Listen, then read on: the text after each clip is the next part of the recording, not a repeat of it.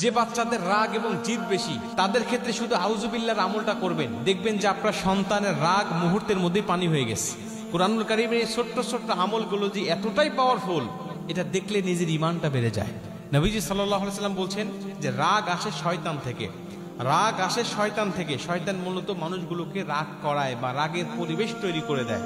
অতএব কোনো ব্যক্তি যখন রাগ করবে তখন সে যদি আউযুবিল্লাহি মিনাশ শাইতানির রাজিম পাঠ করে, আল্লাহ পাক তার কাছ থেকে শয়তানটাকে দূর করে দেয়। আর শয়তান যখন দূরে চলে যায় তখন অটোমেটিক তার রাগ পানি হয়ে যায়।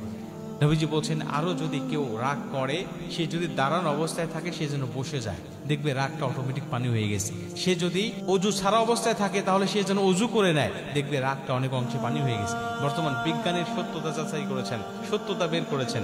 বলছে হ্যাঁ, রাগ হওয়ার পরে কেউ যদি শরীর ধৌত করে, গোসল করে, গোসলের কথা হাদিসে আছে, গোসল করে বা অজু করে তাহলে অনেক অংশে তার রাগটা কমে যাবে। আর ছোট বাচ্চা যারা, ওরা তা আউযুবিল্লাহি মিনাশ শাইতানির রাজিম পড়তে পারবে না, ওরা বললেও পড়বে না। অতএব আপনি নিজে বাবা মা হিসাবে এই আমলটা করবেন। আপনি নিজে আউযুবিল্লাহি মিনাশ শাইতানির রাজিম পাঠ করে আপনি তাকে ফুঁক দিবেন। একাধিকবার পাঠ করেন, 7 বার আপনি পাঠ করেন, প্রতিবার পাঠ করেন, একবার করে তার শরীরে দম করেন, ফুঁক দেন। সূরা ফালাক, সূরা নাস আপনি পাঠ করেন, দেখবেন যে দুষ্ট জিন, দুষ্ট শয়তান যাই আছে তার সাথে মুহূর্তের মধ্যে দূর হয়ে গেছে।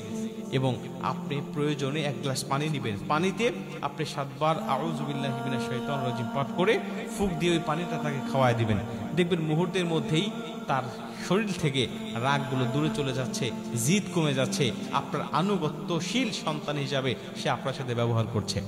এই ছোট ছোট আমলগুলো এতটাই পাওয়ারফুল যে এগুলো ফলাফল, রেজাল্ট যখন আমরা চোখে দেখি তখন আমাদের ঈমানটা অটোমেটিক বেড়ে যায়। এই জন্য প্রিয় ভাই, আমরা ছোট ছোট যে মাসনুন দোয়াগুলো আছে এগুলো শিখে নেব এবং এগুলো ঘরোয়াভাবে আমরা আমল করব, বাস্তব জীবনে অ্যাপ্লাই করব।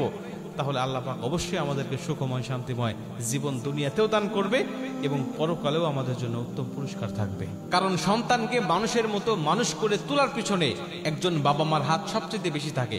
আপনার সন্তানকে যদি ছোট্টবেলা থেকে আপনি কুরআন হাদিস অনুযায়ী আমল করে যদি আপনি তাকে রুকিয়া করেন, আপনি তাকে ভালো করার চেষ্টা করেন, আপনি তার পথটাকে সুগম করে দেন, তাহলে এই সন্তান বড় হওয়ার পরে কুরআন হাদিসের সাথেই থাকবে। আর তা না হলে এই যে অপূর্ব পাল যেভাবে কোরআনকে অবমাননা করেছে, বা বিভিন্ন মুসলমানের সন্তান হওয়ার পরেও যারা কোরআনকে নিয়ে ইসলামকে অবমাননা করে, দেখবেন তাদের বেলায় এরকম হওয়াটা অস্বাভাবিক কিছু হবে না। এজন্য বাবা মা হিসাবে সর্বসময় আমরা চাইব যে সন্তানকে কিভাবে কোরআন হাদিস দ্বারা রুকিয়া করা যায়, কোরআন হাদিস দ্বারা তাদের জীবনটাকে গঠন করা যায়। তাহলে অবশ্যই আল্লাহ পাক তাদের ভবিষ্যৎটাকে উজ্জ্বল করবে। আর তা না হলে তাদের দুনিয়াও শেষ হয়ে যাবে, আখিরাতও শেষ হয়ে যাবে।